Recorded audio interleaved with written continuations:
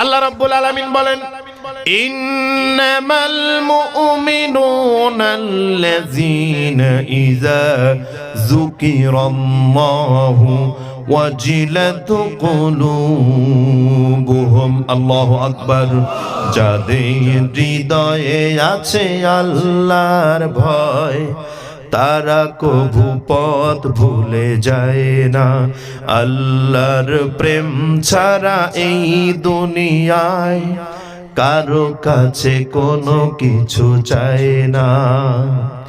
রাতের আধারে যারা সিজদাতে রয়, দু চোখের শুরুতে নদী যেন বয়।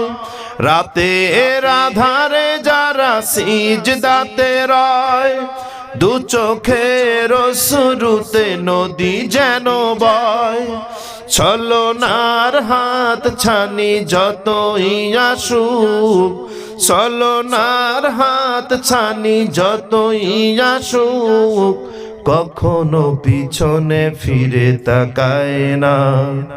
যাদের হৃদয়ে আছে আল্লাহর ভয়, তারা কভু পথ ভুলে যায় না। নারায়ে তাকবীর।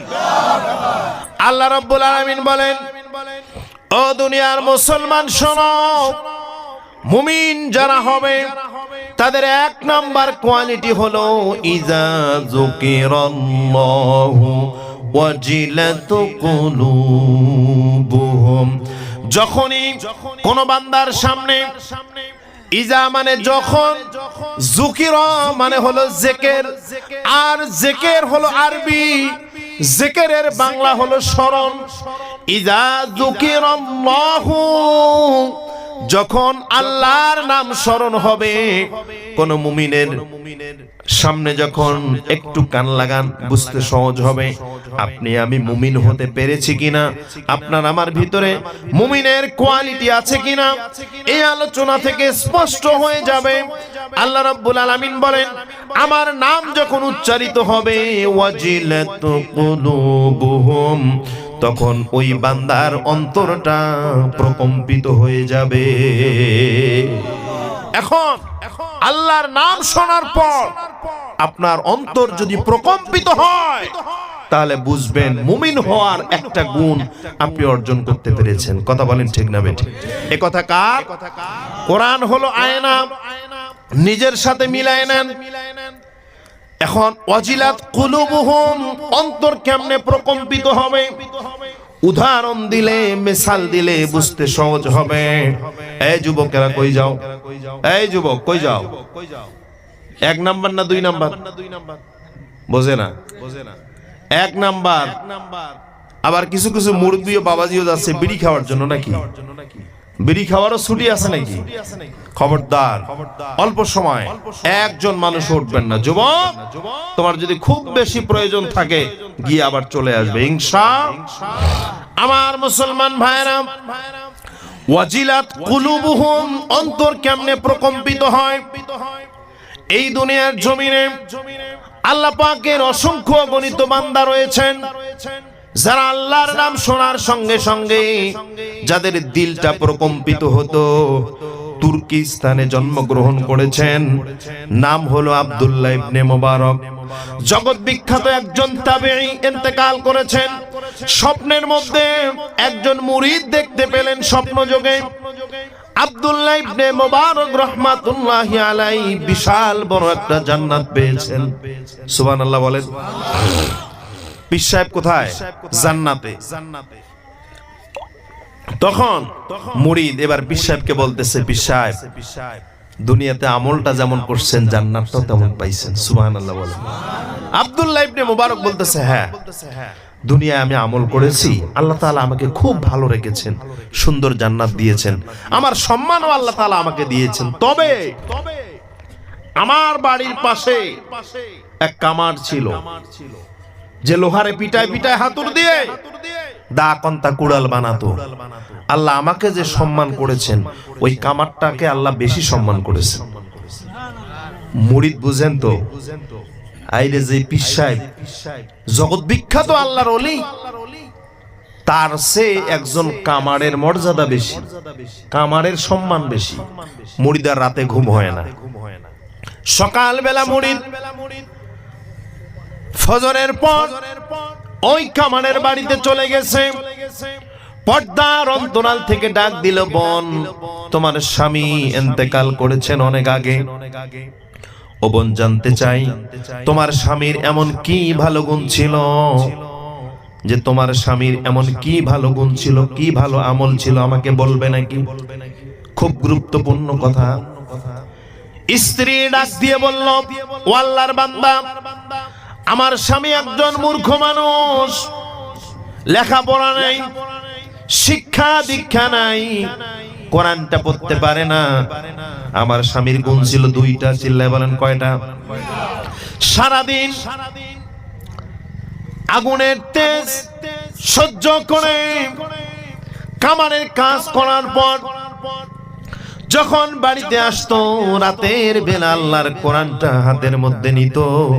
কোরআন কিন্তু পড়তে পারতো না, কিন্তু কোরআনটা হাতের মধ্যে নিয়ে কোরআনটার পৃষ্ঠাগুলো খুলে দুই চোখের পানি ছেড়ে দিত, আর চোখের পানিগুলো টপ টপ করে কোরআনের মধ্যে পড়তো, আর মনে মনে বলতো, এটাই আল্লাহর কালাম। এটা আমার স্বামীর একটা গুণ ছিল। আর দ্বিতীয় নাম্বার গুণ হলো, আমার স্বামী যখন হাতুড় দিয়ে লোহাটারে পিটায় পিটায় দা কুন্তা কুরাল বানাতো, আর যখন এই হাতুড়টা মাথার উপরে উঠাতো, মাথার উপরে উঠানোর সময় যদি মুয়াজ্জিন মসজিদের মধ্যে আযান দিত, আল্লাহু আকবার, আল্লাহু আকবার, আমার স্বামী এই হাতুড়টা সামনের দিকে আর লোহাতে বাড়ি দিত না।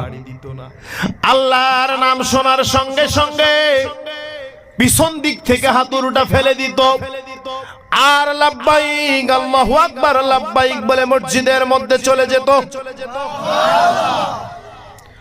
ওই মুরিদ এবার চিন্তা করলো, আল্লাহ রাব্বুল আলামিন বলেছেন ওই ব্যক্তি মুমিন হতে পেরেছে।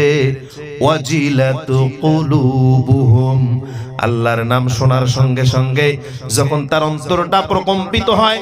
ও দুনিয়ার মুসলমান, মসজিদের মধ্যে আযান হয়, আর তোমার মন যদি নামাজে যেতে না চায়, মাগরিবের আযান হয়, আর তোমার মন যদি মসজিদের মধ্যে যেতে না চায়, তাহলে বুঝবে তুমি এখনো মুমিন হতে পারো নাই, এর মানে এখনো তুমি সফল হতে পারো নাই। তাহলে মুমিনের এক নাম্বার কোয়ালিটি, এক নাম্বার গুণ হলো, আযান শোনার পর আপনার মন যদি মসজিদের দিকে যায়, আপনার মন যদি বলে আমার মসজিদে যাওয়া দরকার, তাহলে বুঝবেন আপনি মুমিন হওয়ার একটা কোয়ালিটি অর্জন করেছেন। আল্লাহু আকবার বলেন। নিজের সাথে মিলায় না। আল্লাহর এই কোরআন, এই কোরআন হচ্ছে আয়না। এই কোরআন কি? আয়নার সামনে দাঁড়ালে যেমন তোমার চেহারায় কি আছে, কোথায় কালো দাগ আছে, এটা যেমন বোঝা যায়, কোরআন তেমন বলে দেয় তুমি সফল না বিফল। কথা বলেন ঠিক না ভাই? ঠিক। আমার মুসলমান ভাইরা, এবার আসুন আমাদের অবস্থাটা কেমন শুনুন। মসজিদের মধ্যে মুসল্লির কোনো খবর নাই, 2 জন 4 জন 5 জন মানুষ মিলে নামাজ আদায় করে, এরকম মহল্লা, এরকম গ্রাম আছে না নাই? আবার অবস্থা এমন, আমাদের ওইদিকে এক মসজিদে ইমাম সাহেব মাগরিবের ওয়াক্তের সময় আসে নাই। ইমাম সাহেব সেদিন মাগরিবের সময় নাই। তো এখন মসজিদে যারা উপস্থিত ছিল, সভাপতি, সেক্রেটারি, ক্যাশিয়ার, সব মসজিদে উপস্থিত। নামাজ কে পড়াবে? মুয়াজ্জিন হুজুর বলতেছে আজান হইছে, ইমাম সাহেব যেহেতু আসে নাই, আপনি যেহেতু মসজিদের সভাপতি, তো আপনি নামাজটা পড়ান। তো সভাপতি তো বোঝেন, তো বলতেছে মাগরিবের নামাজ তো, জোহর আর আসর হলে ঠিক ছিল পড়াইতাম, কিন্তু মাগরিবের নামাজ পড়াইতে পারবো না। এটা আমাদের ওইদিকের ঘটনা বলতেছি। জোহর আসর হলে ঠিক আছে, কিন্তু মাগরিবের নামাজ ও সাংঘাতিক নামাজ, এইটা পড়াইতে পারবো না। আছে না নাই? আমাদের অবস্থা এতটা খারাপ। এজন্য প্রিয় মুসলমান ভাই শুনুন, সারা রাত বসে ওয়াজ শুনবেন, সারাদিন আলোচনা শুনবেন, আর আজান শোনার পর আপনার মন যদি মসজিদের দিকে না টানে, বুঝবেন আপনি এখনো সফল হতে পারেন নাই, আপনি এখনো মুমিন হতে পারেন নাই। বলেন এ কথা কার? আমাদের সমাজে কিছু মানুষ আছে, আমি ওদের নাম দিয়েছি শুকুর আলী, মানে খালি শুক্রবার করে মসজিদে যায়, আছে না নাই? আর এক শ্রেণীর মানুষ আছে, ওদের নাম দিয়েছি আমি ইদু মিয়া, ওই বেটা খালি ঈদের দিন যায়, আছে না নাই? মানে 5 ওয়াক্ত তো নাই, জুমার নামাজও নাই, বছরে 2 দিন নামাজ পড়ে, তাও যায় কখন জানেন? ঠিক ইমাম সাহেব সব শেষ করে দিয়ে যখন নামাজে দাঁড়াবে, মনে হয় কত যে ব্যস্ত মানুষ এসে নামাজে দাঁড়ায়, আছে না নাই? এক লোক, একটা কথা মনে পড়ে গেল, বলি শুনবেন আপনারা। এক লোক নিয়ত করছে যে আমি একজন শয়তানকে ভাত খাওয়াবো।